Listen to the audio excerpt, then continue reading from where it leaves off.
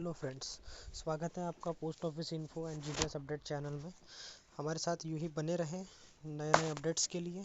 तो आज का वीडियो का टॉपिक हमारा यही है कि एक जीडीएस में अगर किसी का नंबर लगता है ग्रामीण डाक सेवक में, तो उसकी क्या ज्वाइनिंग की प्रोसेस रहती है।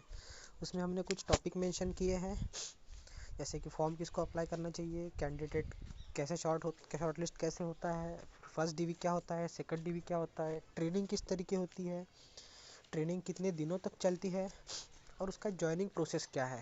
तो सारी कुछ बातें हम इस वीडियो में क्लियर करेंगे। तो सबसे पहला टॉपिक है हमारा फॉर्म अप्लाई करना। तो अभी बहुत से ऐसे लोग हैं जो जिनको परसेंटेज कम रहते हैं, तो वो हमको पूछते हैं कि सर हम इसमें फॉर्म अप्लाई करें कि नहीं करें, हमारा तो 70 है, हमारा तो 65% है, तो हम इसमें फॉर्म को अप्लाई करें कि नहीं करें।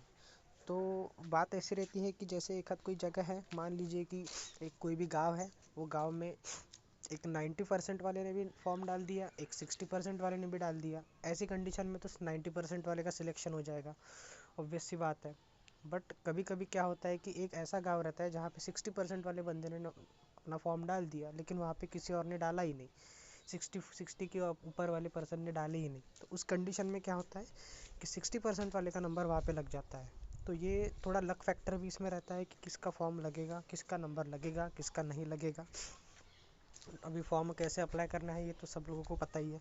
उसके बाद जैसे अभी मैंने बताया कि जैसे एक जगह पे एक स्पेसिफिक वैकेंसी में अगर आपके ऊपर वाले परसेंटेज ने वहाँ पे फॉर्म अप्लाई नहीं किया होगा, तो आपका नंबर वहाँ पे लग जाएगा।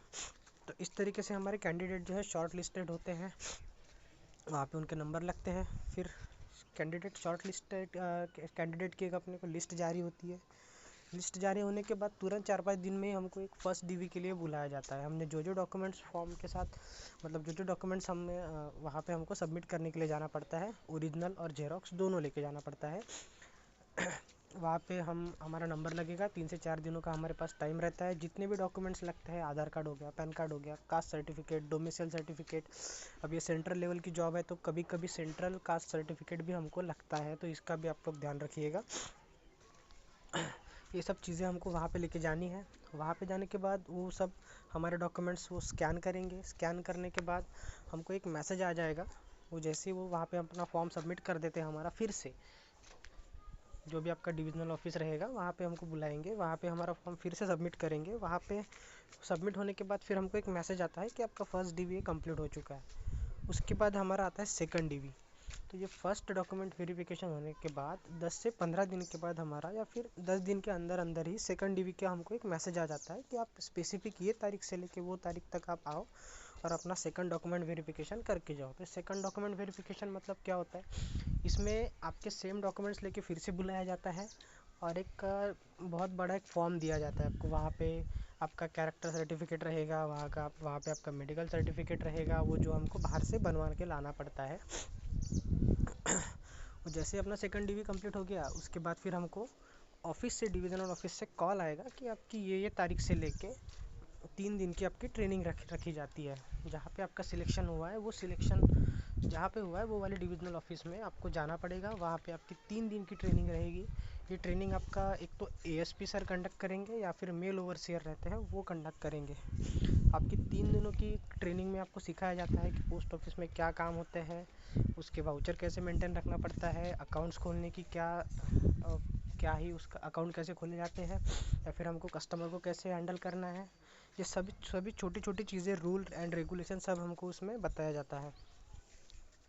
ट्रेनिंग होने के बाद आप तुरंत भी ज्वाइनिंग कर सकते हो, या फिर आप अगर आप छुट्टी लेना चाहते हो 4-5 दिन का, जैसे अभी हम कोई बाहर रहता है, कोई महाराष्ट्र वाला है, महाराष्ट्र में नागपुर का कोई बंदा अगर गोंदिया में लग गया, तो गोंदिया वाला जो है गोंदिया में जाने के लिए, शिफ्ट होने के लिए उसको टाइम चाहिए रहता है। तो ऐसी कंडीशन में आप एक एप्लीकेशन बना के 4 या 5 दिन की छुट्टी भी ले सकते हो वहाँ से, तो भी आपको दी जाती है।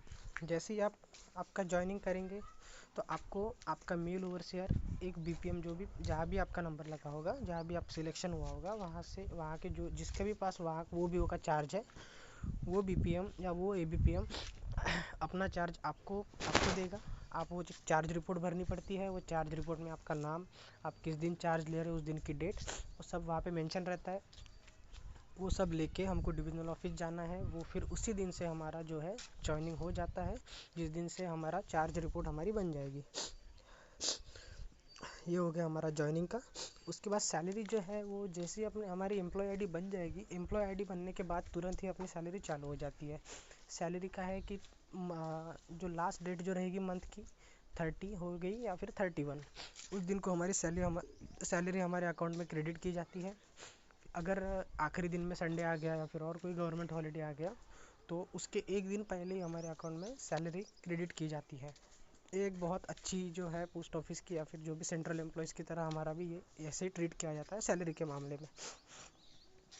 तो यही सब डिटेल थी जो मैंने आपको शॉर्ट्स में बताई। ऐसी अधिक जानकारी के लिए हमारे चैनल को फॉलो करें, सब्सक्राइब करें और लाइक करें। Thank you.